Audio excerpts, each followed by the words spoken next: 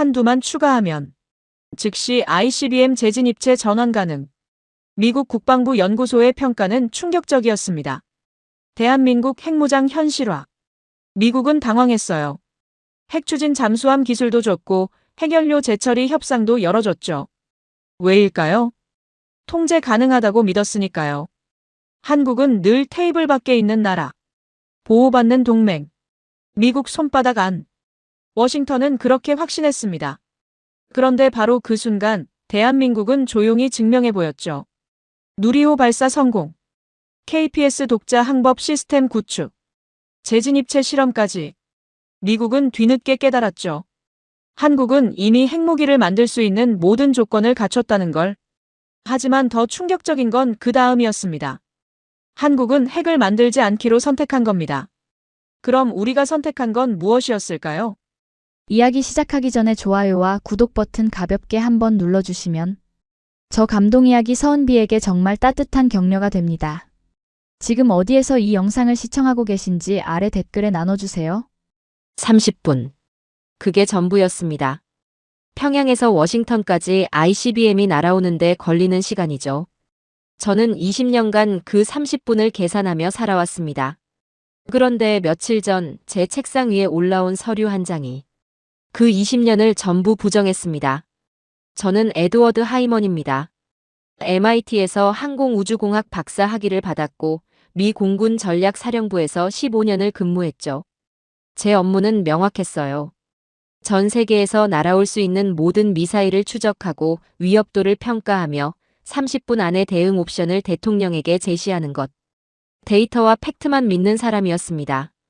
감정은 배제했죠. 그런 제게 한국은 늘 파란 점이었습니다. 위협 지도에서 우리가 보호하는 동맹국. 그 이상도 그 이하도 아니었어요.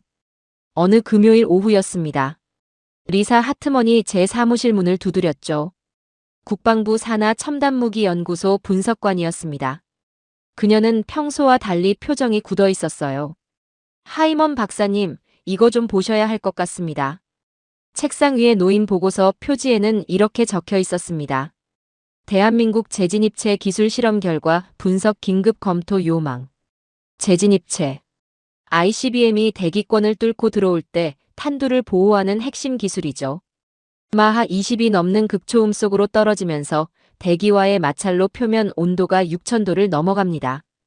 이 지옥 같은 환경에서 탄두를 온전히 보호하려면 특수 열차폐 소재와 정밀한 공기역학 설계가 필수예요. 미국도 이 기술을 완성하는데 12년이 걸렸습니다. 러시아, 중국 정도만 독자 기술을 보유한 분야였죠. 한국이 이걸 실험했다고요? 저는 보고서를 펼쳤습니다. 첫 페이지부터 숫자들이 눈에 들어왔어요. 재진입 속도 마하 20.3초속 약 6.2km. 표면 최고 온도 약 6100도씨. 열차폐 소재 내구성 목표치 대비 112% 달성. 비행 궤적 오차 계획 대비 플러스 마이너스 2.3m. 저는 숨이 멎는 것 같았습니다. 마하 20이 뭔지 아십니까? 총알이 초속 800m 정도로 날아간다면 이건 그보다 8배 빠른 속도예요. 서울에서 부산까지 1분도 안 걸리는 속도죠. 이 속도로 떨어지는 물체는 대기와 부딪히며 플라즈마 상태가 됩니다. 쇳덩어리도 순식간에 녹아내려요. 6000도가 넘는 열을 견딘다는 건 그 안에 뭘 넣어도 보호할 수 있다는 뜻입니다. 재래식 탄두든 핵탄두든. 보고서는 계속됐습니다. 실험 일자 2024년 10월 17일. 실험 장소 제주 남방 공해상. 발사체 누리호 기반 시험 로켓. 계측 정밀도 미측 장비 대비 약 1.3배 향상. 제 손이 떨렸습니다. 20년 동안 이 분야를 봐왔지만 이런 데이터는 처음이었어요. 특히 계측 정밀도 부분에서 미국 장비보다 높다는 대목. 한국이 우리보다 더 정확하게 재진입 환경을 측정했다는 얘기였죠. 다음 페이지로 넘어갔습니다. 국방부 연구소의 평가 의견이 나왔어요. 본 실험 결과는 ICBM급 재진입체의 핵심 요건을 충족함. 열차폐 소재의 국산화율 약 90% 이상으로 추정. 탄두 케이스 및 유도장치만 추가 시 즉시 전략무기 재진입체로 전환 가능. 마지막 문장을 읽는 순간 제 심장이 2번 뛰었습니다. 즉시 전환 가능. 이건 그냥 우주기술 실험이 아니었어요. 한국이 ICBM을 만들 수 있는 핵심 기술을 확보했다는 뜻이었습니다. 리사, 이 데이터 검증은 끝났나요? 네. 3중 교차 검증 완료했습니다. 오류 가능성은 0.01% 미만이에요. 저는 의자에 깊이 앉았습니다. 한국이요? 그 한국이 이걸 해냈다고요? 제 머릿속에는 지난 3년간의 브리핑들이 스쳐 지나갔습니다. 2022년 누리호 발사 성공 보고서, 2023년 한국 독자 정찰 위성 발사 계획, 2024년 연료주기 완화 논의 자료. 저는 그 모든 걸 개별 사건으로만 봤어요. 한국의 역량 강화 정도로 치부했죠. 하지만 지금 이 보고서는 달랐습니다. 이건 기술 과시가 아니었어요. 전략적 선택지를 확보한 거였죠. 리사가 조용히 말했습니다. 박사님, 한 가지 더 있습니다. 한국은 이 실험을 우리에게 사전 통보하지 않았어요. 뭐라고요? 공해상 실험이었고 국제법상 문제는 없습니다. 하지만 동맹국 간 통상적인 사전 협의 절차를 거치지 않았죠. 저는 입술을 깨물었습니다. 한국이 미국 눈치를 보지 않았다는 뜻이었어요. 아니, 어쩌면 우리의 반응을 이미 예상하고 진행했을 수도 있죠. 보고서 마지막 장에는 첨부 사진이 있었습니다. 회수된 재진입체 시험편이었어요. 표면은 까맣게 그을렸지만 형태는 완벽하게 유지되어 있었습니다. 6000도를 견뎌낸 흔적이었죠. 사진 아래 작은 글씨로 이렇게 적혀 있었어요. 회수 위치 제주 남방 약 450km 해상. 오차 범위 목표 지점 대비 2.1m, 2m. 450km를 날아가서 목표 지점과 2m 차이로 떨어졌다는 겁니다. 이건 우연이 아니에요. 완벽한 계산과 통제 능력이죠. 저는 창밖을 바라봤습니다. 워싱턴의 가을 하늘은 맑았어요. 하지만 제 머릿속은 폭풍우가 몰아치고 있었습니다. 한국은 핵무기를 보유하지 않았습니다. 미국의 통제하에 가질 수가 없었죠. ICBM도 없죠. 하지만 이 보고서가 말하는 건 명확했어요. 한국은 만들 수 있다. 원하면 언제든. 저는 2017년을 떠올렸습니다. 북한 ICBM 경보가 울렸을 때 제 아들은 하와이에 있었어요. 당시 13세였죠. 오경보였지만 저는 13분 동안 아무것도 할 수 없었습니다. 아들을 잃을 수도 있다고 생각했거든요. 그 무력감이 제 인생을 바꿨어요. 핵 위협을 막는 일을 평생의 업으로 삼게 만들었죠. 그래서 저는 믿었습니다. 핵은 핵으로만 막을 수 있다고. 억제는 공포의 균형으로만 가능하다고. 그런데 지금 이 보고서는 다른 이야기를 하고 있었어요. 한국은 핵을 만들지 않았지만 핵을 막을 수 있는 기술을 갖췄습니다. 아니, 어쩌면 핵보다 더 무서운 무언가를 준비하고 있는지도 모르죠. 저는 리사를 봤습니다. 국방장관께 즉시 보고 일정 잡아주세요. 그리고 CIA, NSA, 합참 관계자들 긴급 소집해야 합니다. 알겠습니다. 리사가 나간 뒤 저는 다시 보고서를 펼쳤어요. 마하 20, 6000도, 오차 2m. 언제나 숫자는 거짓말하지 않습니다. 그리고 이 숫자들은 제게 말하고 있었죠. 미국이 평가하는 세상은 끝났다. 저는 개인 노트를 꺼내 세 단어를 적었습니다. 재진입, 한국, 위협. 아니, 마지막 단어를 지웠어요. 위협이 맞는 표현인지 확신할 수 없었거든요. 대신 이렇게 적었습니다. 재진입, 한국, 변수. 며칠 전 고흥 발사대에서 누리호가 하늘로 치솟는 걸 봤을 때 저는 깨달았습니다. 한국은 더 이상 변수가 아니라는 걸. 방정식 자체를 바꾸는 나라였죠. 저는 그날 밤 잠을 이루지 못했습니다. 재진입체 보고서가 머릿속을 떠나지 않았어요. 새벽 3시 저는 사무실로 돌아가 개인 파일을 뒤지기 시작했습니다. 지난 3년간 한국 관련 브리핑 자료들을 다시 꺼냈죠. 그동안 저는 이 자료들을 대충 훑어봤어요. 중요도가 낮다고 판단했거든요. 하지만 지금은 달랐습니다. 재진입체 실험이라는 퍼즐의 마지막 조각을 본 순간 이전 조각들이 다르게 보이기 시작했죠. 가장 먼저 꺼낸 건 2022년 6월 보고서였습니다. 누리호 2차 발사 성공. 대한민국 우주 발사체 자력 개발 완료. 당시 저는 이렇게 메모해뒀더군요. 동맹국 역량 강화. 긍정적. 추가 조치 불필요. 지금 다시 보니 한심했습니다. 저는 핵심을 놓쳤어요. 누리호가 1.5톤급 위성을 600km 이상 궤도에 올릴 수 있다는 건 그만한 무게의 탄두를 그만큼 멀리 보낼 수 있다는 뜻이었죠. 보고서 안에는 기술 스펙이 상세히 나와 있었습니다. 총 길이 47.2m, 총 중량 200톤, 추진제 액체 산소 케로신, 페이로드 1.5톤급 600km 궤도 기준. 저는 계산기를 두드렸어요.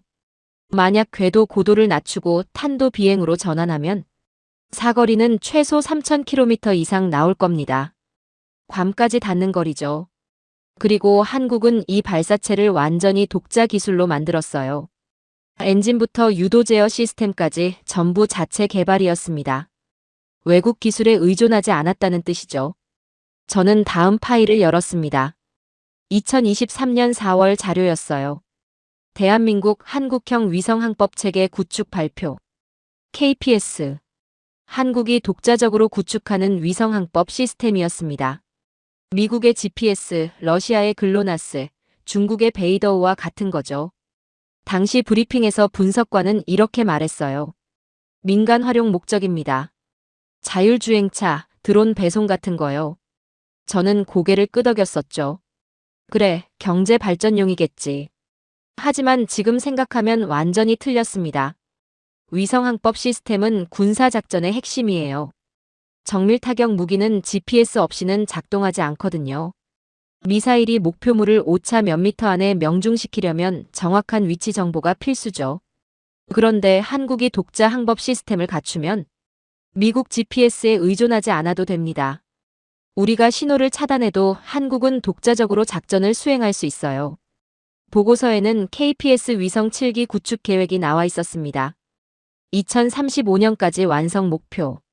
한반도 상공을 집중 커버하는 구조였죠. 저는 손가락으로 책상을 두드렸어요. 재진입체 기술의 독자 항법 시스템. 이 두 가지가 합쳐지면 뭐가 나올까요? 정밀 타격 능력입니다. 다음은 2025년 문서였습니다.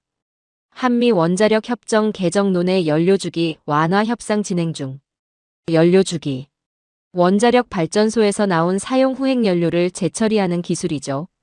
여기서 플루토늄을 추출할 수 있어요. 핵무기의 핵심 재료입니다. 한국은 1974년 이후 미국과의 협정으로 재처리를 금지당했습니다. 하지만 원전 비중이 30%를 넘으면서 사용 후행 연료 처리 문제가 심각해졌죠. 임시 저장소가 포화 상태에 가까웠어요. 그래서 한국 정부는 미국의 재처리 권한 일부 허용을 요청했습니다. 당시 국무부 비확산 라인은 강하게 반대했어요. 한국의 재처리를 허용하면 북한에 빌미를 주게 됩니다. 저도 같은 생각이었죠. 한국은 신뢰할 수 있는 동맹이지만 핵기술만큼은 선을 그어야 한다고 봤어요. 하지만 지금은 한국이 재진입체 기술까지 확보한 상황에서 연료주기 문제는 완전히 다른 의미로 다가왔습니다. 만약 한국이 재처리 능력까지 갖추면 핵무기 제조의 모든 조건이 갖춰지는 거예요. 저는 의자에 등을 기댔습니다. 머릿속이 복잡했어요. 파일을 하나 더 열었습니다. 2025년 9월 자료. 한미 핵추진 잠수함 기술 이전 검토 개시. 호주에 이어 한국이 두 번째 대상국으로 거론됐던 겁니다. 핵추진 잠수함은 원자로를 동력으로 쓰기 때문에 수개월간 잠수 상태를 유지할 수 있어요. 재래식 잠수함과는 차원이 다른 전력이죠. 당시 일본 방위성에서 비공식 항의가 들어왔습니다.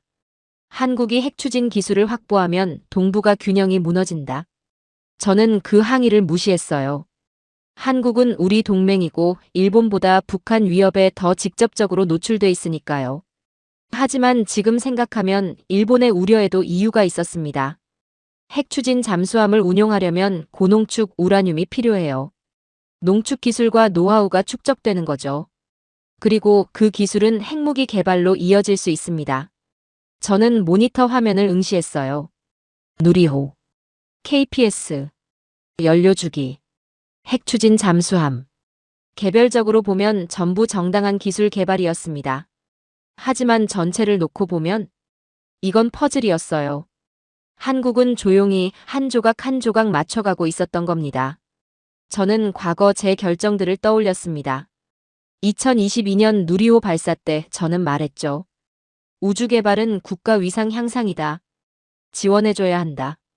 2023년 KPS 구축 발표 때도 그랬어요. 민간 경제 활성화에 도움이 된다. 협력하자.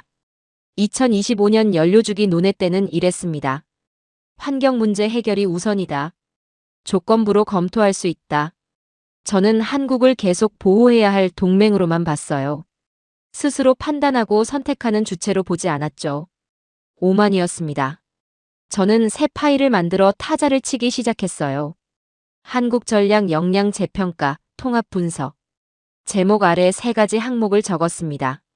첫째, 운반수단 누리호 발사체 기술 확보 완료. 둘째, 유도 능력 KPS 독자 항법체계 구축 중.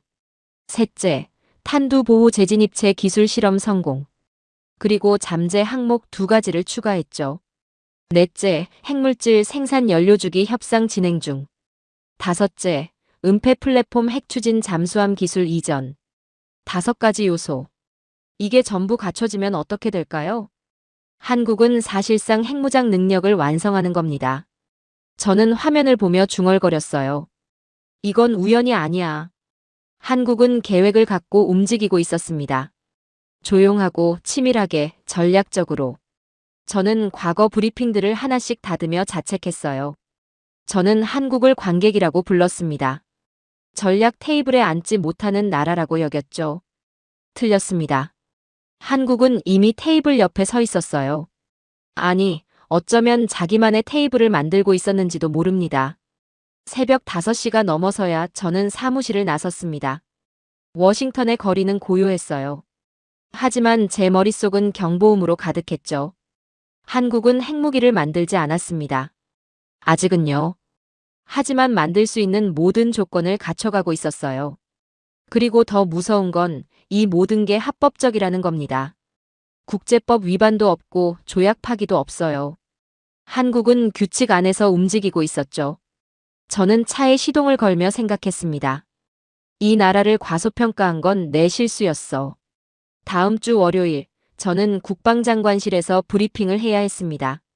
한국의 재진입체 실험 결과와 전략적 함의에 대해서요. 뭐라고 보고해야 할까요?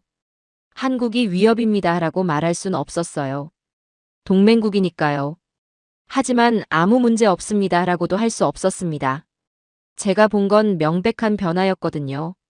다시 한번 3단어를 적었습니다. 재진입, 연료주기, 플랫폼. 그날 오후 국가안보회의 전략분석팀 회의가 소집됐습니다. 참석자는 5명. CIA 동부가 담당 부국장, 국방부 정보국 분석관, 국무부 비확산 조정관, 합참 전략기획실장, 그리고 저였죠. 회의실 스크린에는 제가 정리한 자료가 떠 있었어요. 대한민국 전략기술 통합 분석 2022에서 2025. CIA 부국장이 먼저 입을 열었습니다. 하이먼 박사, 이 보고서 심각하게 받아들여야 하는 겁니까?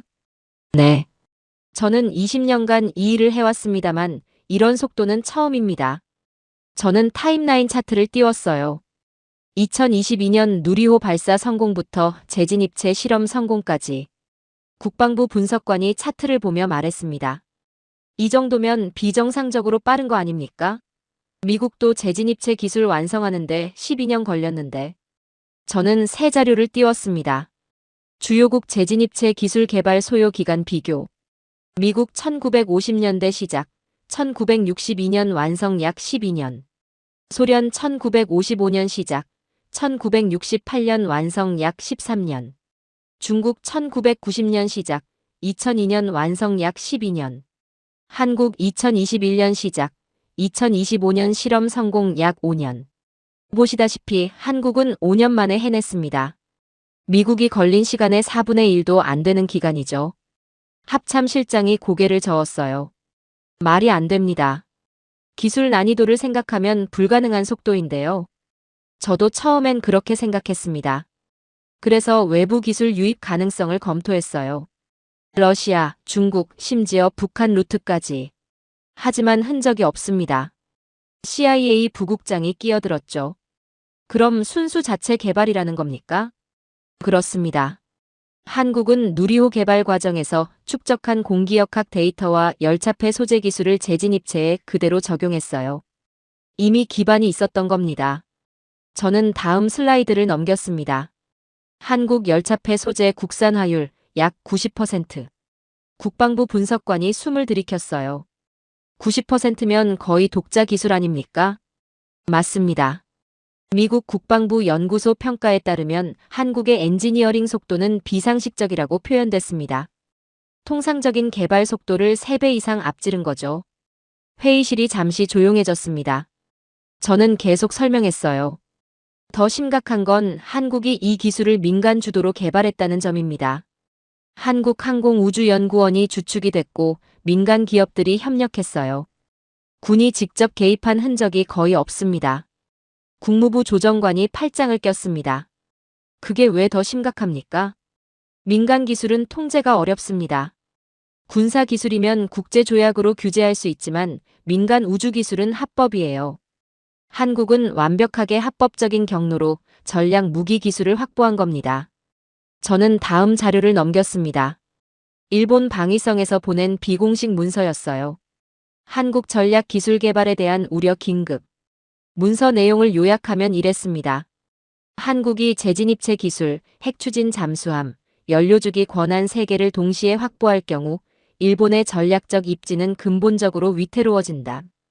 미국은 동북아 균형 유지를 위해 한국 기술 개발을 제한해야 한다. 합참 실장이 고개를 끄덕였습니다. 일본 측에서 계속 압박 들어오고 있습니다. 특히 재진입체 실험 이후로 더 심해졌어요. 저는 솔직히 말했습니다. 당연합니다. 일본 입장에서는 한국이 전략 균형을 흔드는 거니까요. 만약 한국이 핵추진 잠수함까지 확보하면 동북아 파워 밸런스 자체가 재편됩니다. 국무부 조정관이 물었어요. 일본 우려를 무시할 수 없지 않습니까? 우리 동맹이기도 하고. 저는 잠시 망설였습니다. 사실 저도 처음엔 일본 측 우려를 가볍게 봤거든요. 한국은 우리가 통제할 수 있다고 생각했죠. 하지만 지금은 달랐습니다. 일본 우려에도 이유가 있습니다. 한국이 전략 독자성을 확보하면 미국 중심의 동북아 안보 구도가 흔들려요. 하지만 그렇다고 한국 기술 개발을 막을 수는 없습니다. 합법적이니까요. CIA 부국장이 테이블을 두드렸습니다. 그럼 우리가 할 수 있는 게 뭡니까? 저는 화면을 다시 재진입체 데이터로 돌렸어요. 이해해야 합니다. 한국이 왜 이 길을 가는지, 정말로 핵무장 의도가 없는지 확인해야 해요. 데이터만으로는 부족합니다. 저는 개인 노트를 펼쳤습니다. 그리고 회의 전에 적어뒀던 문장을 읽었죠. 여러분, 재진입체 기술이 왜 위험한지 아십니까? 이건 민군 겸용이기 때문입니다. 일단 기술이 확보되면 의도와 상관없이 능력 자체가 위협이 됩니다. 국방부 분석관이 물었습니다. 한국이 핵무기를 만들 가능성은 얼마나 됩니까? 저는 정직하게 답했어요. 기술적으로는 가능합니다. 재진입체, 발사체, 항법 시스템이 있으니까요. 만약 연료주기까지 확보하면 핵물질 생산도 가능해집니다. 하지만 의도는 모르겠습니다. 그게 제가 확인하고 싶은 겁니다. 합참 실장이 끼어들었죠. 그래서 직접 가보겠다는 겁니까? 한국에? 네. 한국 정부와 협의해서 기술 시설을 직접 보고 싶습니다. 그들이 뭘 생각하는지, 기술을 어떻게 통제하는지 확인해야 해요. 국무부 조정관이 미간을 찌푸렸습니다. 한국이 협조할까요? 민감한 기술인데. 모르겠습니다. 하지만 시도는 해야죠. 저는 마지막 슬라이드를 띄웠습니다. 결론 한국은 이미 선을 넘을 수 있는 위치에 있다. 여러분, 이건 선택이 아니라 능력입니다. 한국이 의도가 없더라도 능력만으로 상황은 바뀔 수 있어요. 기술은 중립적이지 않습니다. 재진입체 기술을 가진 나라는 방어용이라고 말할 수 있지만 그 기술은 공격용으로도 쓸 수 있죠. 종이 한 장 차이입니다. 회의실이 무거운 침묵에 잠겼습니다. CIA 부국장이 조용히 말했어요. 알겠습니다. 한국 현장 실사단 파견을 승인하죠. 하이먼 박사가 책임자로 가시면 됩니다. 회의는 2시간 더 이어졌습니다. 세부 일정, 협의 방식, 보고 체계 등을 논의했죠. 회의가 끝난 뒤 저는 사무실로 돌아와 창밖을 바라봤어요. 포토맥 강물이 천천히 흐르고 있었습니다. 저는 2015년을 떠올렸습니다. 제가 NSC에 처음 들어왔을 때 한국 관련 브리핑을 받았어요. 당시 선임 조정관이 이렇게 말했죠. 한국은 우리가 보호하는 나라입니다. 전략 결정은 우리가 하고 한국은 따라오면 됩니다. 저는 고개를 끄덕였었어요. 그게 당연하다고 생각했죠. 하지만 지금은 한국은 더 이상 따라오는 나라가 아니었습니다. 스스로 길을 만들고 있었어요. 저는 개인 파일을 열어 과거 회의록을 찾았습니다. 2022년 7월 누리호 발사 성공 직후 열린 NSC 회의. 제 발언 기록이 있었어요. 누리호는 한국의 자부심입니다. 우주 개발을 지원해주면 동맹 관계가 더 강화될 겁니다. 안보 위협은 없습니다. 저는 쓴웃음을 지었습니다. 안보 위협은 없다라고 확신했던 제가 한심했어요. 저는 그때 한국을 관객이라 불렀습니다. 전략 테이블에 앉지 못하는 나라. 우리 결정을 지켜보기만 하는 존재. 완전히 틀렸습니다. 한국은 관객이 아니었어요. 이미 무대 위에 올라와 있었고 자기 역할을 만들어가고 있었죠.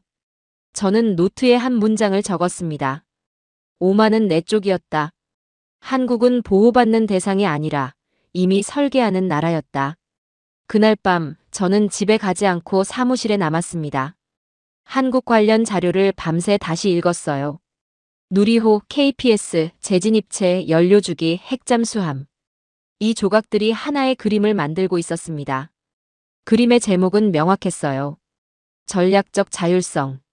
한국은 미국 없이도 스스로를 방어할 수 있는 능력을 갖추려 하고 있었습니다. 동맹을 부정하는 게 아니라 의존도를 낮추는 거죠. 저는 공포를 느꼈습니다. 한국이 이 길을 계속 가면 어디까지 갈까요? 핵무기 없이도 핵 수준의 억제력을 갖출 수 있을까요? 아니면 결국 핵무장으로 이어질까요? 저는 확신할 수 없었어요. 그래서 직접 가봐야 했습니다. 새벽 5시 저는 비서에게 이메일을 보냈습니다. 서울행 항공권 예약해주세요. 가능한 한 빨리요. 그리고 주한미군 사령부의 협조 요청 공문은 승인됐습니다. 며칠 후 저는 인천공항에 있을 겁니다. 그리고 그곳에서 마주할 일들이 제 인생관을 완전히 뒤바꿔 놓을 것 같았죠. 출발 3일 전 워싱턴의 공기는 묘하게 냉랭했습니다. 단순 기술 검증 문제가 아니었어요. 미국 내부에서 처음으로 한국 통제 실패론이 터져나왔거든요. 국무부 청사회의실. 저는 비확산 정책 조정관 3명과 마주 앉아 있었습니다. 수석 조정관이 서류를 내 앞에 던졌어요. 하이먼 박사, 이거 보셨습니까? 트럼프 행정부 비공개 협상 문서였습니다. 한미 원자력 협정 개정안, 핵연료 재처리 및 우라늄 재농축 부분 허용 검토. 저는 숨이 멎는 것 같았습니다. 이게 승인됐습니까? 아직 최종 단계는 아닙니다. 하지만 백악관이 적극적으로 추진하고 있어요. 한국 측 요구를 상당 부분 수용하는 방향입니다. 다른 조정관이 끼어들었죠. 박사님도 아시잖아요. 재처리 권한을 주는 순간 한국은 플루토늄을 추출할 수 있습니다. 핵무기 재료죠. 저는 고개를 끄덕였어요. 당연히 알고 있었습니다. 하지만 한국 원전 비중이 30%가 넘습니다. 사용 후 핵연료 임시 저장소가 포화 상태예요. 재처리 없이는 원전 가동 자체가 막힐 겁니다. 수석 조정관이 테이블을 쳤습니다. 그게 우리 문제입니까? 한국이 원전을 늘린 건 그쪽 선택이에요. 우리가 재처리까지 허용해줄 이유는 없습니다. 하지만 동맹국의 에너지 안보를. 동맹? 박사님, 지금 한국이 하는 게 동맹국 행동입니까? 조정관이 다른 서류를 꺼냈어요. 일본 외무성 항해 문서였습니다. 일본이 직접 NSC에 항의문을 보내왔습니다. 한국이 재진입체, 핵잠, 연료주기 3개를 얻는 순간 일본의 전략적 입지는 위태로워진다고요. 저는 서류를 읽었습니다. 일본의 우려는 구체적이었어요. 한국이 핵추진 잠수함과 연료주기 권한을 동시에 확보하면 사실상 핵무장 직전 단계다. 미국은 동북아 균형을 고려해야 한다.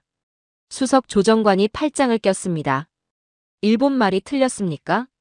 우리가 한국에 너무 많은 걸 주고 있는 거 아닙니까? 저는 대답하지 못했어요. 사실 저도 혼란스러웠거든요. 그때 제 휴대폰이 울렸습니다. 국가안보보좌관실에서 온 긴급 소집 문자였어요. 30분 후 백악관 상황실. 국가안보보좌관이 심각한 표정으로 브리핑을 시작했습니다. 여러분, 대통령께서 결정하셨습니다. 한국과의 핵연료 재처리 협상을 진행하되 조건부로 승인하는 방향입니다. 회의실이 술렁였어요. 국무부 차관이 일어섰습니다. 보좌관님, 이건 비확산 체제를 정면으로 위반하는 겁니다. 한국의 재처리를 허용하면 북한에 빌미를 주게 됩니다. 차관님 우려는 이해합니다. 하지만 현실을 봐야 합니다. 한국은 이미 재진입체 기술을 확보했어요. 연료주기 권한을 주지 않아도 그들은 다른 방법을 찾을 겁니다. 국방부 차관이 거들었죠. 오히려 지금 협상 테이블에서 조건을 거는 게 낫습니다. 완전히 독자 개발로 가면 우리는 통제 수단이 없어요. 저는 조용히 앉아서 이 논쟁을 지켜봤습니다. 그리고 깨달았어요. 미국은 이미 선택지를 잃었다는 걸. 한국을 막을 수 없습니다. 기술적으로 이미 임계점을 넘었으니까요. 그렇다면 차라리 협상을 통해 영향력을 유지하는 게 현실적이었죠. 국가안보보좌관이 계속 말했습니다. 그리고 한 가지 더. 핵추진 잠수함 기술 이전 건입니다. 모두가 긴장했어요. 한국을 핵잠 대상국으로 승인하셨습니다. 국무부 차관이 소리쳤습니다. 이건 미일 동맹 균열의 신호입니다. 일본이 가만히 있지 않을 겁니다. 일본과는 별도로 협의하겠습니다. 하지만 결정은 이미 났어요. 회의실이 혼란에 빠졌습니다. 여러 사람이 동시에 말하기 시작했죠. 저는 그 혼란의 중심에 앉아 있었습니다. 모두가 저를 봤어요. 전략 타격 미사일 방어 전문가인 제가 판단을 내려주길 바라는 눈빛이었죠. 국가안보보좌관이 저를 불렀습니다. 하이먼 박사, 당신 의견은 어떻습니까? 저는 천천히 입을 열었어요. 미국이 한국에 핵추진 잠수함 기술을 주고 연료주기 권한을 허용하는 건 전례 없는 일입니다. 그래서요? 하지만 저는 이해할 수 있습니다. 회의실이 조용해졌어요. 저는 계속했습니다. 한국은 이미 재진입체 기술을 확보했습니다. KPS 독자 항법 시스템도 구축 중이고요. 기술적으로는 핵무장 능력의 60에서 70%를 갖췄어요. 만약 우리가 연료주기와 핵잠을 막으면 한국은 독자 개발로 갈 겁니다. 그럼 우리는 아무런 영향력도 못 갖게 되죠. 국방부 차관이 고개를 끄덕였습니다. 저는 이어갔어요. 그런데 왜 미국이 한국을 선택했을까요? 왜 한국일까요? 아무도 대답하지 않았습니다. 저는 답을 말했죠. 한국이 핵무기를 원하지 않기 때문입니다. 국무부 차관이 반박했어요. 어떻게 그걸 확신합니까? 확신할 수 없습니다. 하지만 한국의 행동을 보면 알 수 있어요. 만약 핵무장이 목표였다면 이렇게 공개적으로 기술 개발을 하지 않았을 겁니다. 비밀리에 진행했겠죠. 하지만 한국은 모든 걸 투명하게 공개했습니다. 누리호 발사도 KPS 구축도 재진입체 실험도요. 저는 잠시 숨을 고르고 말했습니다. 한국은 핵무장 대신 다른 길을 찾고 있습니다. 핵 없이도 억제할 수 있는 능력을요. 그리고 미국은 바로 그 점을 믿고 있는 겁니다. 국가안보보좌관이 물었어요. 그래서 박사님은 한국 방문이 필요하다고 보십니까? 네. 직접 확인해야 합니다. 그들이 정말로 그 길을 갈 수 있는지, 핵무장 유혹을 이겨낼 수 있는지요. 회의는 1시간 더 이어졌습니다. 결국 제 한국 방문이 공식 승인됐어요. 회의가 끝나고 저는 백악관을 나와 포토맥 강변을 걸었습니다. 차가운 바람이 얼굴을 스쳤어요. 저는 생각했습니다. 미국이 한국에 핵추진 잠수함 기술을 준다는 건 단순한 기술 이전이 아니에요. 전략적 신뢰의 표시였죠. 전 세계에서 미국이 핵추진 기술을 승인한 나라는 단 2곳. 그 중에 한국이 있었죠. 왜 한국이었을까요? 저는 이제야 이해가 갔습니다. 한국은 핵을 만들 수 있지만 만들지 않겠다고 선택한 나라. 그 절제가 미국을 설득한 겁니다. 저는 휴대폰을 꺼내 아들에게 전화를 걸었어요. 2017년 하와이 사건 이후로 아들과 통화할 때마다 그때 일이 떠올랐습니다. 오늘도 별일 없는지 안부를 묻는 통화를 끊고 저는 한숨을 내쉬었어요. 2017년 그날 핵미사일 경보가 울렸을 때 그때 저는 깨달았어요. 핵공포는 누구도 막을 수 없다는 걸. 핵이 목표물까지 도달하는 시간 동안 우리는 아무것도 할 수 없다는 걸 말이죠. 하지만 지금 한국이 보여주는 건 다른 가능성이었어요. 핵 없이도 억제할 수 있는 길. 저는 그 길이 정말 존재하는지 확인하고 싶었습니다. 며칠 후 저는 인천공항에 도착했습니다. 11월에 서울은 쌀쌀했어요. 주한미군 연락 장교가 저를 맞이했습니다. 하이먼 박사님 환영합니다. 내일 국방부에서 회의 예정입니다. 고맙습니다. 한국 측 반응은 어떻습니까? 협조적입니다. 모든 질문에 답하겠다고 했어요. 저는 고개를 끄덕였습니다. 그날 밤 호텔방에서 저는 창밖을 바라봤어요. 서울의 야경이 펼쳐져 있었습니다. 이 나라가 정말 핵 없이 핵을 넘을 수 있을까요? 아니면 결국 핵무장으로 향할까요? 저는 확신할 수 없었습니다. 하지만 내일 그 답을 찾기 시작할 거예요. 서울 국방부 청사. 지하 3층 회의실에서의 논의는 예상보다 순조로웠습니다. 한국 측은 제 모든 질문에 성실히 답했어요. 숨기는 게 없었죠. 하지만 진짜 충격은 그 다음 날 시작됐습니다. 국방부 전략기획차장이 제게 물었습니다. 박사님, 내일 대전 일정에 함께 가시죠? 대전이요? 네, 그렇게 알고 있습니다. 네. 저희 합동작전센터가 있습니다. 거기서 KPS와 재진입체 데이터를 실시간으로 보실 수 있어요. 사실 이건 함정일 수도 있었어요. 보여주고 싶은 것만 보여줄 수도 있죠. 여러 나라들은 그렇게 했으니까요. 내일 뵙겠습니다. 다음 날 새벽, 저는 대전으로 향하는 차에 올랐어요. 한국 합참 전략 분석관이 동행했습니다. 차 안에서 그가 말했죠. 한국이 투명성을 유지하는 이유는 이해시키고 싶어서요. 저희가 무엇을 하고 있는지, 왜 이 길을 가는지. 대전 외곽의 산속 깊은 곳. 차는 엄중한 검문소 3곳을 통과했습니다. 마지막 게이트를 지나자 거대한 콘크리트 건물이 나타났어요. 여기입니까? 아니요. 진짜는 지하입니다. 엘리베이터를 탔습니다. 버튼에는 지하 1층부터 지하 5층까지 표시돼 있었어요. 분석관이 지문 인식을 하고 지하 4층을 눌렀죠. 엘리베이터가 내려가는 동안 제 귀가 먹먹해졌습니다. 깊이가 상당했어요. 지하 40m쯤 됩니다. 엘리베이터 문이 열렸습니다. 거대한 작전실이 펼쳐졌어요. 벽면 전체가 스크린으로 채워져 있었습니다. 한반도 상공의 실시간 위성 영상, 비행 궤적 데이터, 3차원 시뮬레이션 화면들. 수십 명의 분석관이 컴퓨터 앞에 앉아 있었죠. 합참 전략기획본부장이 저를 맞이했습니다. 하이먼 박사님 환영합니다. 여기가 저희 미사일 방어 통합작전센터입니다. 저는 주변을 둘러봤어요. 시설 규모와 수준이 예상을 뛰어넘었습니다. 미국의 미사일 방어청 시설과 비슷한 규모네요. 저희가 벤치마크한 게 바로 거기입니다. 하지만 몇 가지는 더 발전시켰어요. 본부장이 중앙 스크린을 가리켰습니다. 저기 보이시는 게 KPS 위성 네트워크입니다.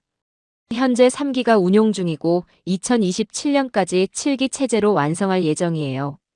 화면에는 한반도를 중심으로 위성 궤도가 표시돼 있었습니다. 실시간으로 위치가 업데이트되고 있었죠. 정밀도는 어느 정도입니까? 오차 범위 30cm 이내입니다. 저는 놀랐어요. 미국 GPS도 민간용은 오차 5m, 군용은 오차 1m 수준인데 30cm요? 그게 가능합니까? 지역 집중형이라 가능합니다. 미국 GPS는 전 세계를 커버하지만 저희는 한반도와 주변 해역만 집중하거든요. 본부장이 키보드를 조작했습니다. 화면이 바뀌었어요. 이제 재진입체 실험 데이터를 보여드리겠습니다. 3차원 시뮬레이션이 시작됐습니다. 누리호 기반 시험 로켓이 발사되고 고도 600km에서 재진입체를 분리하는 장면이었어요. 재진입체가 대기권으로 들어오면서 표면이 붉게 달아올랐습니다. 화면 옆에는 실시간 데이터가 표시됐죠. 고도 120km, 80km, 40km. 속도 마하 18, 마하 20, 마하 22. 표면 온도 4200도씨, 5800도씨, 6100도씨. 저는 숨을 죽이고 지켜봤습니다. 6000도가 넘는 열을 견디며 재진입체가 목표 지점으로 떨어지는 모습. 마지막 순간 낙하산이 펼쳐지고 제주 남방 해상에 착수했어요. 회수된 재진입체의 손상 정도는 어땠습니까? 표면 열차 폐재 두께 약 15% 손실. 하지만 내부 구조는 완벽하게 보호됐습니다. 만약 탄두가 들어있었다면 아무 문제 없이 작동했을 거예요. 저는 전율했습니다. 본부장이 다음 화면을 띄웠어요. 이제 진짜 보여드릴 게 있습니다. 새 시뮬레이션이 시작됐습니다. 제목은 다탄두 재진입체 식별 알고리즘 실시간 시연이었어요. 화면에 가상의 ICBM 발사 장면이 나타났습니다. 북한 평양 인근에서 발사된 미사일이 대기권을 벗어났죠. MIRV 다탄2 미사일입니다. 실제 북한이 개발 중인 화성 17호를 모델로 했어요. 고도 400km에서 미사일이 분리되기 시작했습니다.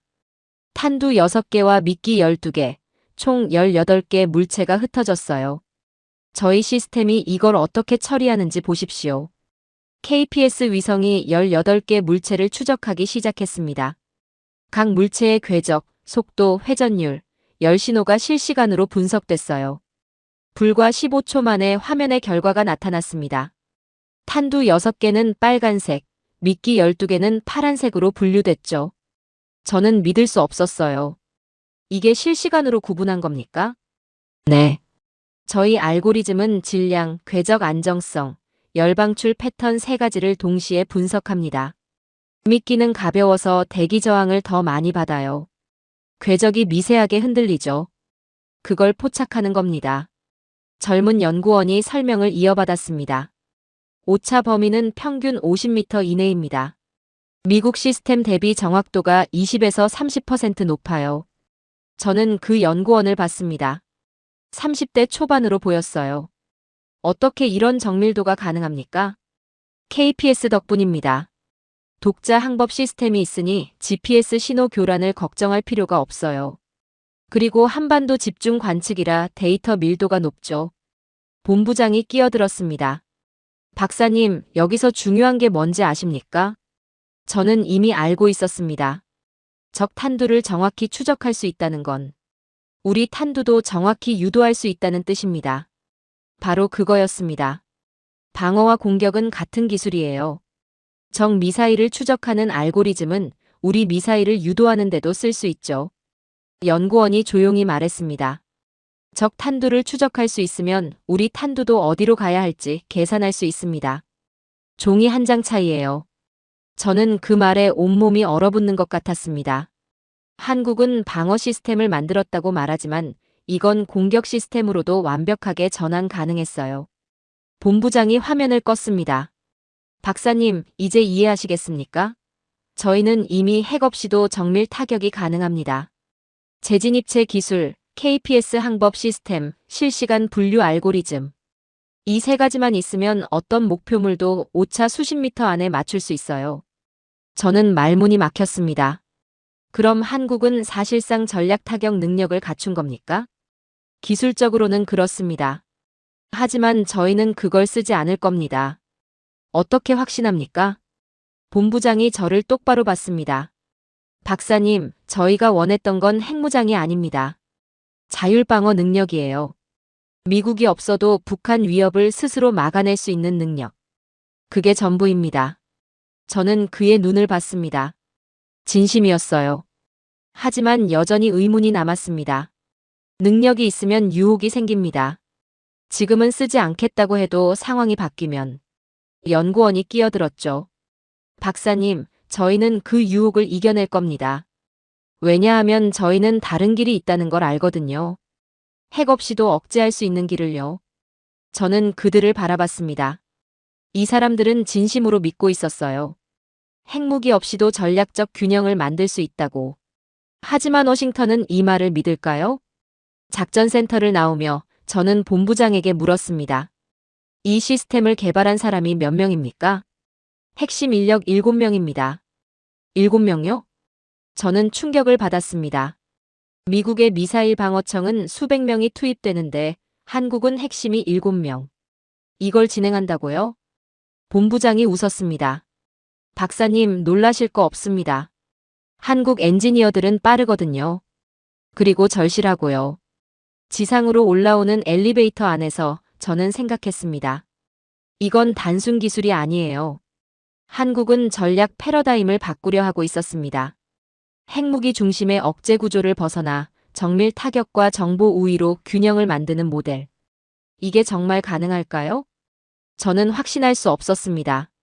하지만 한국은 그 길을 걷고 있었어요. 대전을 떠나며 저는 본부장에게 마지막 질문을 던졌습니다.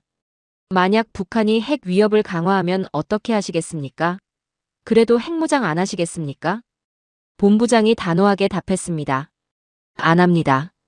한국이 핵무장하는 순간 동북아는 핵 도미노가 됩니다. 저희는 그 책임을 질 수 없어요. 그래서 다른 길을 찾는 겁니다. 저는 고개를 끄덕였습니다.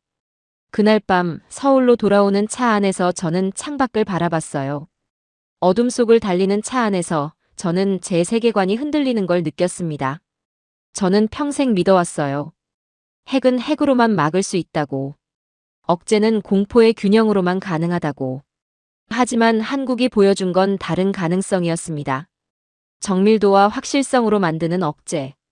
이게 정말 작동할까요? 저는 모르겠습니다. 하지만 한 가지는 확실했어요. 한국은 더 이상 제가 아는 그 나라가 아니었습니다. 다음 날, 저는 경상남도 고흥으로 향했습니다. 나로우주센터. 한국의 우주 발사 본거지였죠. 누리호 4차 발사가 일주일 앞으로 다가온 시점이었어요. 한국 측은 제게 발사 준비 과정을 직접 보여주겠다고 했습니다. 나로우주센터에 도착했을 때 저는 숨이 멎는 것 같았어요. 해안가 언덕 위에 우뚝 선 발사대. 그 위에 47m 높이의 누리호가 서 있었습니다.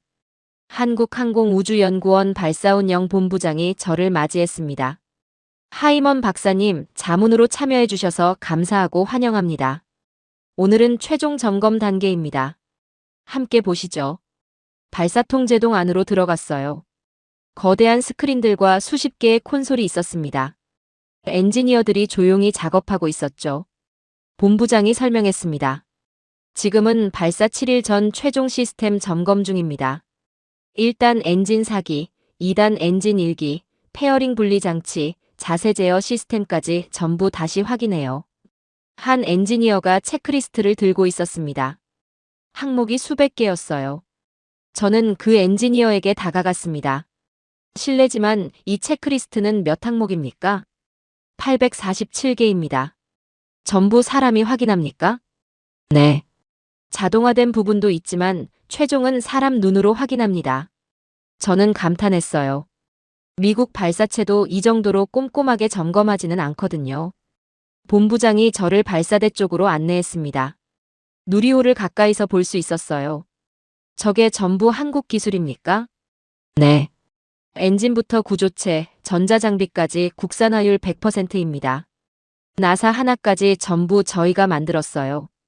저는 누리호를 올려다봤습니다. 47m. 15층 건물 높이였죠. 일단 엔진이 75톤급 사기라고 들었습니다. 총 추력 300톤이면 상당한데요. 네.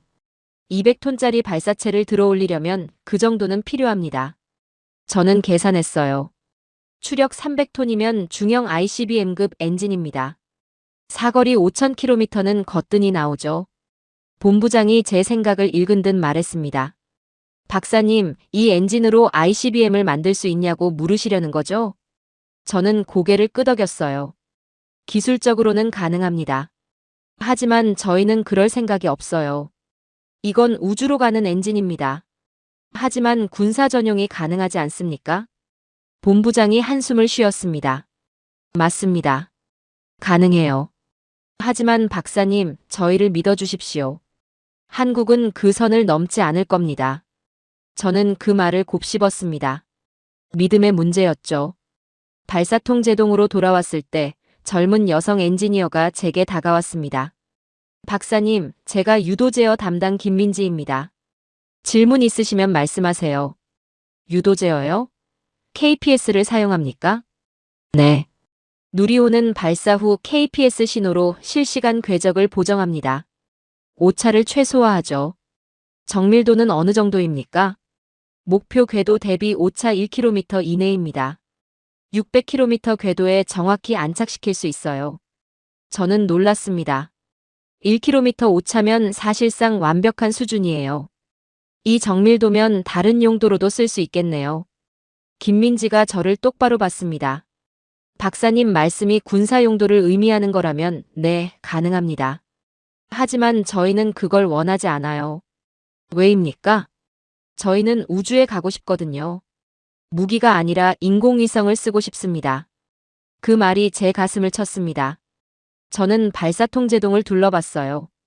엔지니어들의 평균 연령은 30대 중반으로 보였습니다. 젊은 사람들이었죠. 그들의 눈빛에는 열정이 있었어요. 공포가 아니라 희망이 있었습니다. 본부장이 말했습니다. 박사님, 저희 팀 평균 연령이 37세입니다. 이 사람들은 냉전을 경험하지 않았어요. 핵공포도 모릅니다. 그들이 원하는 건 전쟁 무기가 아니라 우주 탐사예요. 저는 그 말에 할 말을 잃었습니다. 그날 오후, 저는 한국 합참 전략 분석관과 마주 앉았습니다. 발사센터 인근 회의실에서였어요. 분석관이 조용히 말했습니다. 박사님, 솔직히 말씀드리겠습니다. 한국이 핵추진 잠수함과 연료주기 권한을 얻은 건 저희를 믿어주셨기 때문입니다. 어떤 의미입니까? 미국은 전 세계에서 단 두 나라에만 핵추진 기술을 승인했어요. 왜 저희를 선택했을까요? 저는 이미 답을 알고 있었습니다. 한국이 핵무기를 원하지 않는다는 걸 미국이 알기 때문이죠.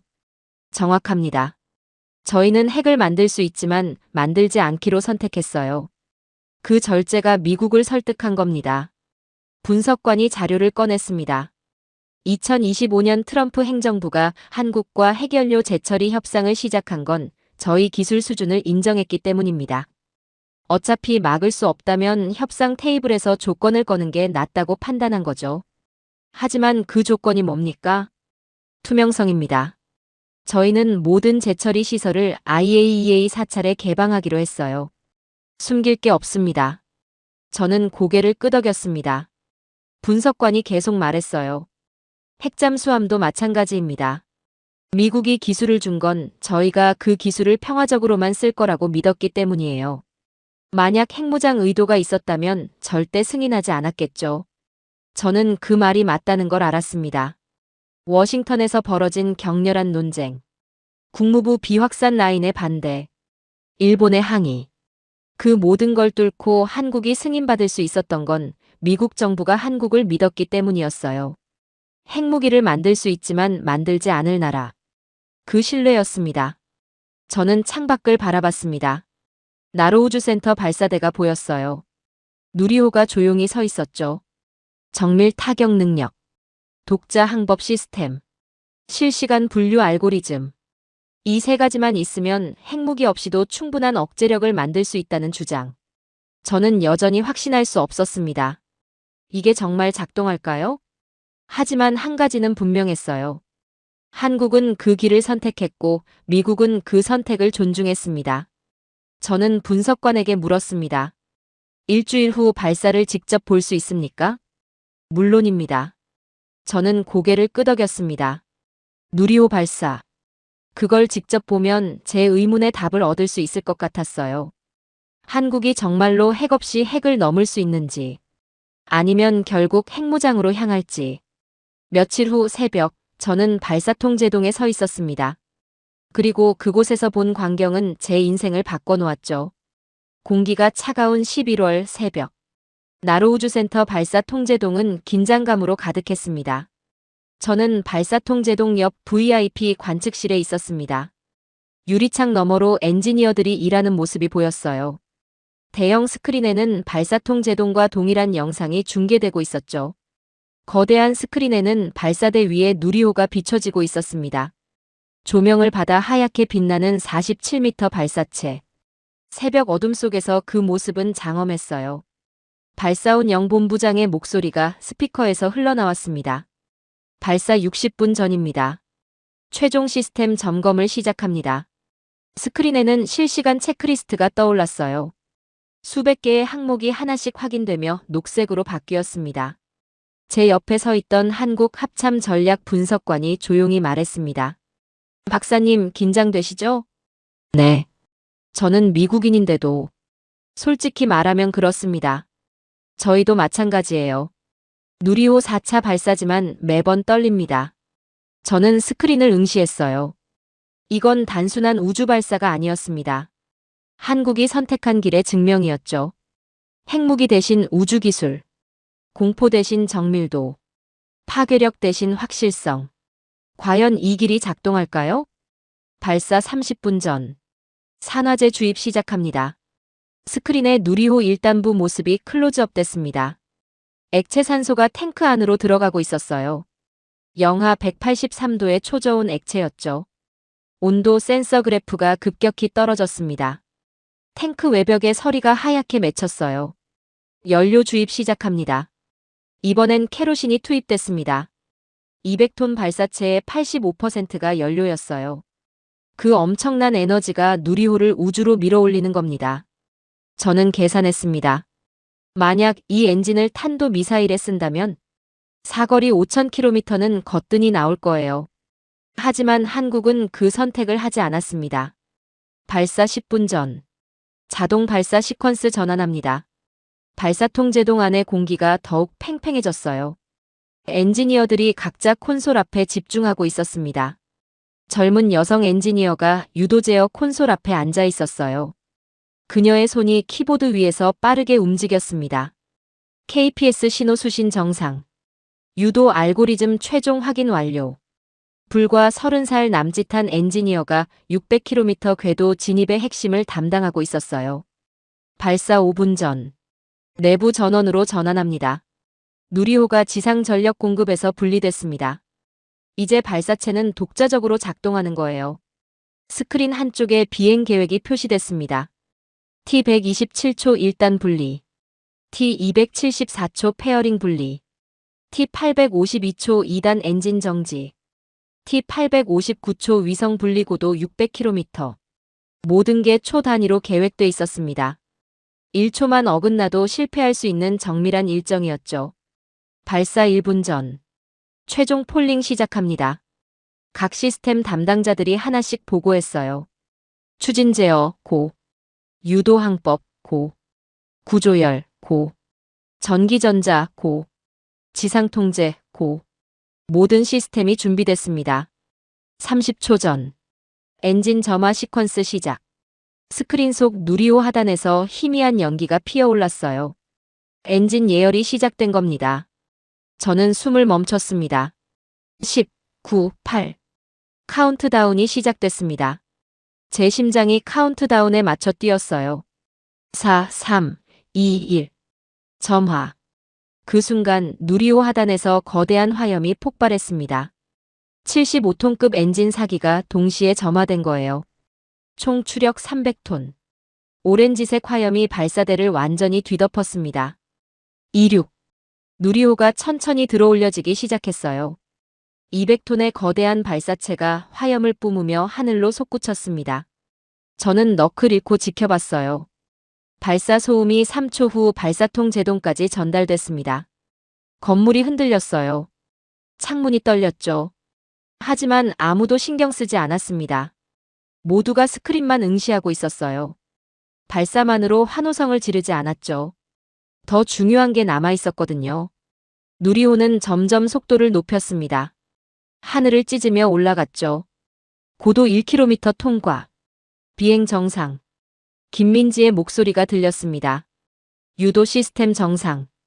KPS 신호 수신 양호. 누리호는 구름을 뚫고 올라갔어요. 카메라 영상이 점점 멀어지는 발사체를 따라갔습니다. 고도 10km 통과. 최대 동압 구간 진입. 이 구간이 가장 위험합니다. 대기 저항이 최대가 되는 지점이거든요. 하지만 누리호는 흔들림 없이 계속 올라갔어요. 최대 동압 통과. 구조 건전성 정상. 발사 2분이 지났습니다. 일단 분리 10초 전. 스크린에 누리호 동체 모습이 클로즈업 됐어요. 1단과 2단 사이에 분리 장치가 보였습니다. 5, 4, 3, 2, 1 분리. 폭발 볼트가 작동했습니다. 1단이 깨끗하게 떨어져 나갔어요. 동시에 2단 엔진이 점화됐습니다. 화염이 다시 한번 터져 나왔죠. 1단 분리 성공. 2단 엔진 점화 확인. 발사통 제동에서 박수 대신 연구원들의 불끈 쥔 주먹만이 그 염원을 나타내고 있었죠. 아직 끝이 아니었어요. 누리호는 계속 가속했습니다. 흔들림이 없었죠. 드디어 고도 100km를 넘어 우주공간으로 진입했죠. 페어링 분리 10초 전. 페어링은 위성을 보호하는 덮개입니다. 우주공간에서는 더 이상 필요 없어요. 분리. 페어링 두 조각이 좌우로 벌어지며 떨어졌습니다. 그 안에 실린 위성이 모습을 드러냈어요. 페어링 분리 성공. 탑재체 상태 정상. 누리호는 목표 고도를 향해 계속 올라갔습니다. 2단 엔진이 완벽하게 작동하고 있었어요. 저는 실시간 데이터를 봤습니다. 고도 547km, 573km, 594km, 속도 초속 7.5km, 7.6km, 7.7km. 목표는 고도 600km, 초속 7.8km였어요. 2단 엔진 정지 10초 전. 김민지가 긴장한 목소리로 말했습니다. 유도 최종 보정 완료. 오차 범위 0.3km, 0.3km, 600km를 날아가서 오차 300m. 완벽에 가까운 정밀도였습니다. 엔진 정지. 2단 엔진이 멈췄습니다. 누리호는 관성으로 계속 날아갔어요. 최종 고도 600.2km. 발사통 제동이 환호성으로 가득 찼습니다. 위성 분리 10초 전. 마지막 순간이었습니다. 5, 4, 3, 2, 1 분리.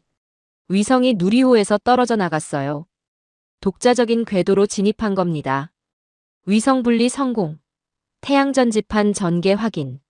위성 카메라가 펼쳐지는 태양 전지판을 보여줬습니다. 완벽한 성공이었어요. 발사원 영본부장이 선언했습니다. 매 순간 단호한 표정으로 일관했던 그도 드디어 웃어 보이며 옆에 연구원과 끌어안았죠. 누리호 4차 발사, 완벽 성공. 발사통 제동이 박수와 환호로 폭발했습니다. 엔지니어들이 서로 포옹했어요. 선임 연구원들은 눈물을 흘렸죠. 아마 그동안의 실패들이 주마등처럼 지나간 것처럼 보였습니다. 저는 그 광경을 보며 전율했어요. 이건 단순한 발사 성공이 아니었어요. 한국이 선택한 길의 증명이었습니다. 핵무기가 아니라 우주로, 파괴가 아니라 창조로, 공포가 아니라 희망으로. 발사체는 오차 300m로 목표 궤도에 안착했습니다. 이 정밀도면 어떤 목표물도 맞출 수 있어요. 하지만 그녀는 무기가 아니라 위성을 궤도에 올렸습니다. 저는 깨달았습니다. 한국은 능력을 증명했어요. 하지만 동시에 절제도 증명했습니다. 만들 수 있지만 만들지 않는 선택. 그게 진짜 힘이었죠. 발사 2시간 후, 저는 나로우주센터 주변을 걸었습니다. 새벽 3시의 공기는 차갑고도 고요했어요. 합참 전략 분석관이 제 옆에 섰습니다. 박사님, 이제 이해하시겠습니까? 뭘 말입니까? 한국이 왜 이 길을 선택했는지요? 네. 이제 알 것 같습니다. 저희는 핵을 만들 수 있습니다. 기술도 있고 능력도 있어요. 하지만 만들지 않기로 선택했습니다. 왜냐하면 다른 길이 있다는 걸 알기 때문이죠. 핵 없는 억제요? 네. 정밀도와 확실성으로 만드는 억제. 상대가 반드시 맞는다는 걸 알면 그것도 억제력입니다. 저는 고개를 끄덕였어요. 하지만 여전히 의문입니다. 북한이 핵 위협을 강화하면 어떻게 합니까? 분석관이 단호하게 답했습니다. 그래도 핵무장하지 않습니다. 한국이 핵을 가지는 순간 일본도 움직이고 동북아는 핵 도미노가 돼요. 저희는 그 책임을 질 수 없습니다. 저는 그의 눈을 봤어요. 진심이었습니다. 그럼 한국은 평생 이 길을 걸을 겁니까? 네. 저희는 세계 최초로 핵 없는 전략 억제 모델을 만들 겁니다. 그게 한국의 길입니다. 저는 하늘을 올려다봤어요. 600km 상공에 한국 위성이 떠 있었습니다. 그 순간 제 세계관 마지막 남은 벽이 무너졌습니다. 저는 평생 믿어왔어요. 핵은 핵으로만 막을 수 있다고. 하지만 한국이 보여준 건 다른 가능성이었습니다. 그리고 그 가능성은 실현되고 있었어요. 저는 한국을 다시 정의해야 했습니다. 더 이상 보호받는 나라가 아니라 스스로 길을 만드는 나라. 더 이상 테이블 밖의 관객이 아니라 새로운 테이블을 설계하는 국가. 며칠 전에 누리호 발사. 그 장면이 모든 걸 증명했습니다. 워싱턴 댈러스 국제공항. 한국에서 돌아온 지 이틀째 되는 날이었습니다. 저는 백악관 국가안보회의실로 향했어요. 손에는 150페이지짜리 보고서가 들려 있었습니다. 대한민국 전략기술평가 및 향후 동맹관계 재정립 방안. 제목부터 무거웠습니다. 회의실에는 국가안보보좌관, CIA 국장, 국방장관, 국무장관이 앉아 있었어요. 모두가 저를 기다리고 있었습니다. 국가안보보좌관이 입을 열었습니다. 하이먼 박사, 한국 실사 결과를 보고해 주시죠. 어떻게 보십니까? 저는 노트북을 열고 프레젠테이션을 시작했습니다. 여러분, 저는 한국에서 10일간 머물며 그들의 기술 시설을 직접 확인했습니다. 결론부터 말씀드리면 저는 잠시 숨을 고르고 말했어요. 한국은 더 이상 우리가 보호하는 국가가 아닙니다. 회의실이 술렁였습니다. 누군가는 의심하는 눈빛으로 저를 쳐다봤죠. 저는 계속했죠. 한국은 이미 전략적 자율성을 확보했습니다. 재진입체 기술, KPS 독자 항법 시스템, MIRV 실시간 분류 알고리즘. 이 세 가지만으로도 핵무기 없이 정밀 타격이 가능합니다. 국방장관이 끼어들었어요. 그럼 한국이 핵무장 능력을 갖췄다는 겁니까? 기술적으로는 그렇습니다. 누리호 발사체는 ICBM급 엔진을 보유했고 재진입체는 마하 20 이상을 견딥니다. 만약 연료주기 권한까지 확보하면 핵물질 생산도 가능해요. CIA 국장이 물었습니다. 그럼 한국의 핵무장 가능성을 어떻게 평가하십니까? 저는 다음 슬라이드를 띄웠어요. 낮습니다.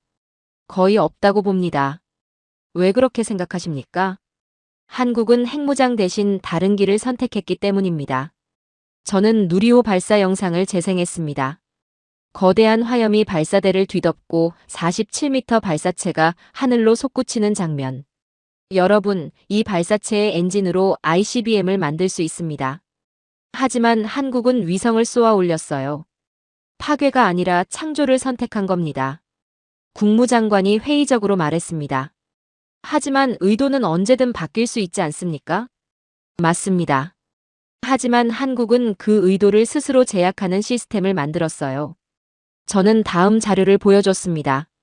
한국은 모든 재처리 시설을 IAEA 사찰에 개방하기로 했습니다. 핵추진 잠수함 연료도 미국 공급에 의존하고요. 투명성을 최대화한 겁니다. CIA 국장이 고개를 끄덕였어요. 저는 핵심 슬라이드를 띄웠습니다.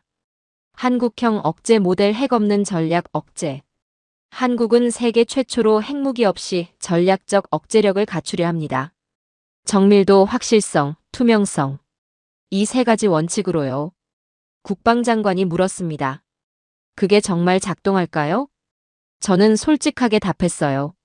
모르겠습니다. 전례가 없으니까요.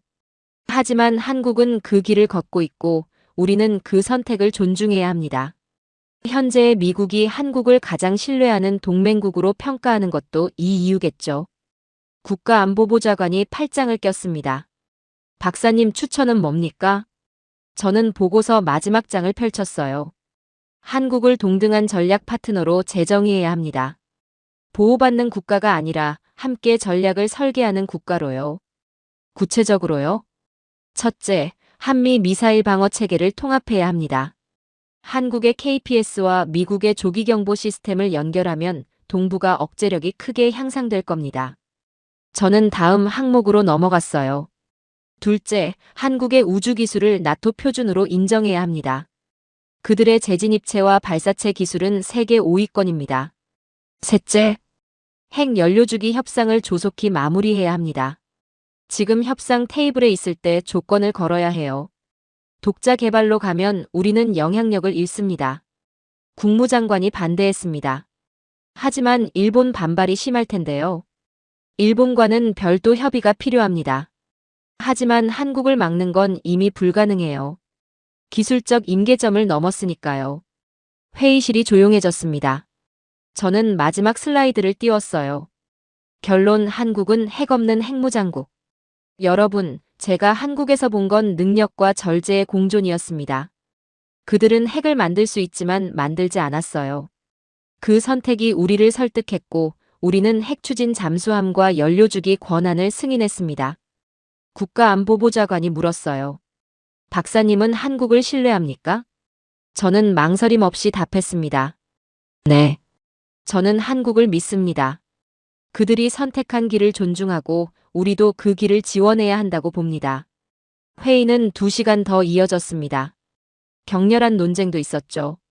하지만 결론은 하나였습니다. 한국을 전략적 파트너로 재정의하고 기술 협력을 강화한다. 회의가 끝나고 저는 백악관을 나왔습니다. 포토맥 강변을 천천히 걸었어요. 제 휴대폰이 울렸습니다. 아들이었어요. 아빠, 뉴스 봤어? 한국이 또 로켓 쏘아 올렸다던데. 응, 봤어. 성공했어. 대단하다. 우리도 저런 거 하잖아. 그래, 하지. 근데 한국은 좀 다른 방식으로 하고 있어. 뭐가 달라? 저는 잠시 생각하다 답했습니다. 한국은 무기가 아니라 희망을 쏘아 올리고 있어. 무슨 뜻이야? 나중에 크면 알게 될 거야. 그리고 곧 드러나게 될 거고. 통화를 끊고 저는 하늘을 올려다봤어요. 핵은 핵으로만 막을 수 있다고 믿었던 제 자신을 되돌아봤죠. 하지만 그걸 반대로 뒤집어서 증명한 나라가 있었어요. 한국. 그들이 보여준 건 다른 가능성이었어요. 정밀도로 만드는 억제.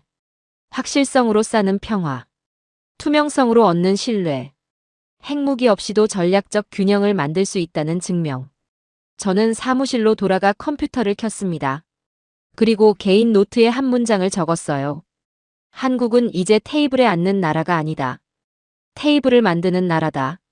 며칠 후 제 보고서는 대통령 집무실까지 올라갔습니다. 한미 전략 동맹 제정의 핵 없는 억제 모델 공동 개발. 저는 확신했습니다. 역사책에 기록될 순간을 저는 직접 목격했다고요. 세계 최초로 핵무기 없이 전략적 억제력을 갖춘 국가. 한국. 그들이 선택한 길은 쉽지 않을 겁니다. 수많은 유혹과 위협이 있을 거예요. 하지만 저는 믿습니다. 한국이 그 길을 완성할 거라고. 왜냐하면 저는 봤거든요. 새벽 1시 나로우주센터 발사대를 떠나는 누리호를. 거대한 화염이 어둠을 찢고 47m 발사체가 하늘로 솟구치는 장면을. 그 순간 저는 깨달았습니다. 한국은 더 이상 과거의 한국이 아니라는 걸. 보호받는 나라에서 스스로 설계하는 나라로. 테이블 밖 관객에서 새로운 테이블을 만드는 주인공으로. 그 변화를 저는 직접 목격했습니다. 며칠 전 고흥의 밤하늘을 가르며 올라간 누리호처럼 한국은 새로운 길을 향해 날아오르고 있었습니다. 그리고 그 길의 끝에는 핵 공포 없는 세상이 있을 거라고 저는 이제 믿습니다. 한국은 핵무기를 만들 수 있었습니다.